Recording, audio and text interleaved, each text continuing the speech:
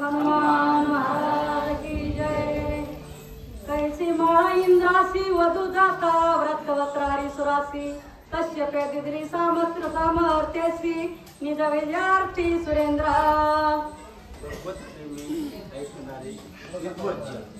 वारकरी संप्रदायाला अनुसरून आपण या ठिकाणी रामकथा ऐकत आहात। सर्व असणारे माता भगिनी पुरुष वर्ग माझ्या माता पित्या समान गुरुजी काय अपत्य बोले जरी बोबडे वाचा पुढं मला काही येत नाही पण तर त्याप्रमाणे मला सांभाळून घेण्याचा प्रयत्न करा ना। नवीन कळपातलं जनावर चुकलं दुसरीकडे गेलं तर फजिती होत असते आणि इथं येणं चारदारीला येणं म्हणजे या ठिकाणी रती महारथी येतात।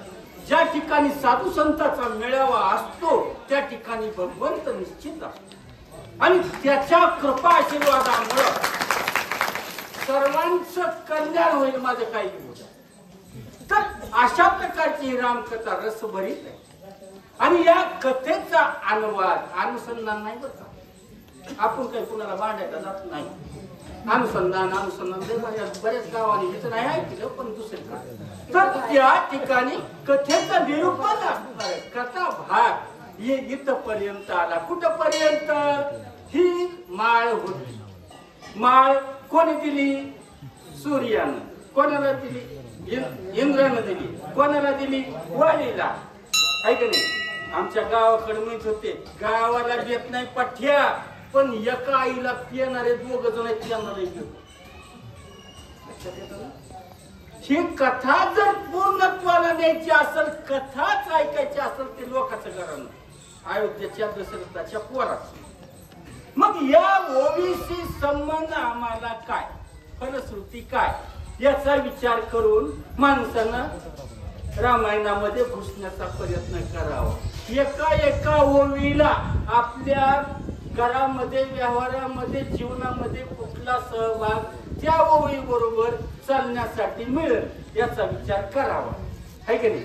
मग ती माळ जी होती विजयाची होती। विजय प्राप्त होणारे होत वरदान होत कश्यप ऋषी पासून ती माळ चालत आलेली होती आणि अशा माळेला घेऊन त्या ठिकाणी अवकाश नाही गेला तर त्याचा अर्धी ताकद वालीला जायची।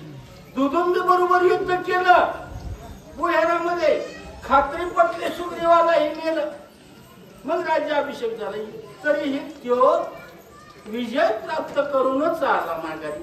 अशा प्रकारची ही माळ आहे त्या माळेचं वर्णन करू लागले। चला कश्यप सामर्थ्याची माळा इंद्रे घातली वाळीच्या गळा त्याने त्याची प्रतापा गळा कळी काळा नवरे।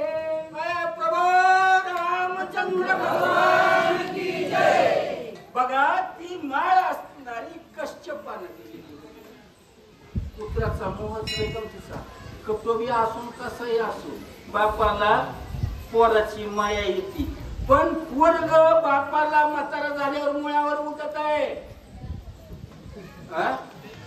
मुळावर उठत आहे। आमच्या बापाचं काही खरं नव्हतं आम्ही कर्तव्य गाडीला आल्यापासून हे सगळं झालंय।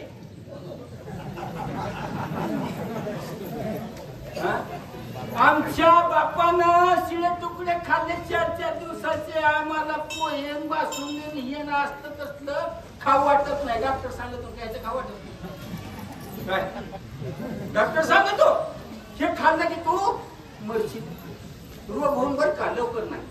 मग अशा प्रकारची ही जी अवस्था आहे बघा ही अवस्था प्रत्येकाच्या ठिकाणी आहे पण ज्यावेळेस आम्ही राम भक्त आहोत रामाचे सेवक आहोत आहे की नाही मग राम म्हणण्यासाठी कुठं काही विधी कुठलं बंधन कुठलं काहीच नाही ना। अरे उचलताना सुद्धा राम राम म्हणते तिथून सुरुवात आहे आणि ती माळ असणारी ज्या वेळेस बापानं मुलाच्या गळ्यात घातली अर्थ काय घ्यायचं व्हायचा किती लवकर जन्मल्या बरोबर कारभार दिला। माळ याचा अर्थ कारभार दिला आणि त्या कारभाराचा देव मालक बनल्यानंतर त्याचा पुरुषार्थ वाढला। आमचं चावी देत क्या बात सांग. इंद्रिय देवनी माळेशी सामर्थ्य दिले वाळीशी तैसाची सूर्य सूर्यवासी हनुमंतासी निरविले. बघा आता इथं मोठी गंमत आहे. वृत्त आणि श्रोता जोड व्यवस्थित. एक गुरु आणि विद्यार्थी, गुरुजी आणि विद्यार्थी शुद्ध सात्विक तत्वज्ञान. ज्यावेळेस ज्या क्षेत्रात जायचं त्या क्षेत्राची माहिती वरिष्ठांना मिळण्याची गरज आहे. याला काय म्हणायचं? पूर्व सूचना.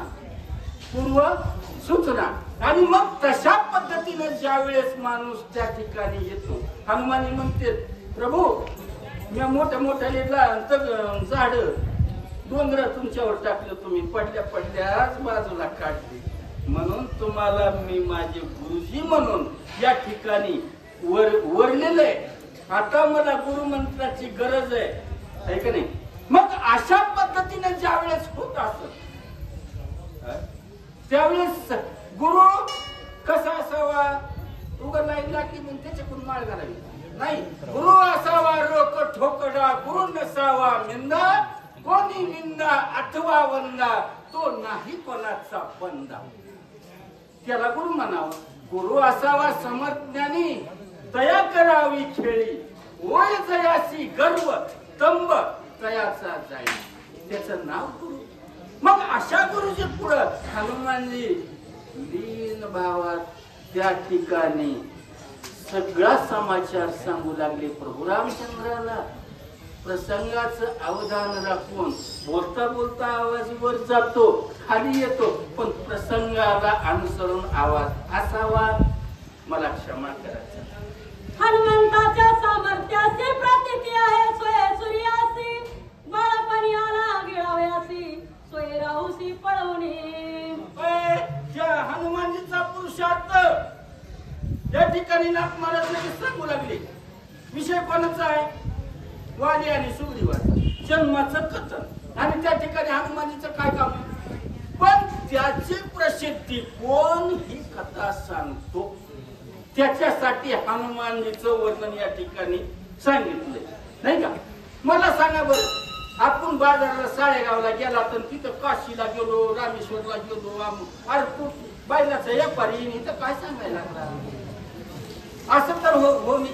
म्हणून नाथ महाराजाला या ठिकाणी सांगावं लागलं. काय सांगतात?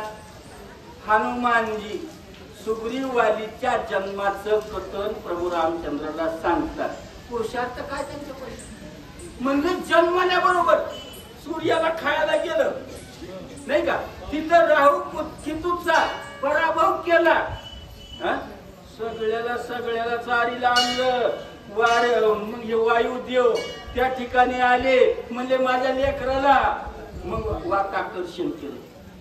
सगळे तडपडायला लागले. त्यावेळेस प्रत्येकानं वरदान दिलं आणि त्या ठिकाणी अशी त्यांची कीर्ती संकट ते हनुमान छुडावे, मनक्रम वचन ध्यान जुलावे. मग अशा पद्धतीनं हनुमानजीचा प्रताप होता आणि तो महात्मा असणारा एका परब्रह्म व्यक्तीला सांगत, ऐसे जाणून हनुमंतासी सूर्य निर्विले सुग्रीवासी, तुझ्याने कीर्ती होईल यासी श्रीरामासी सख्यत्वे.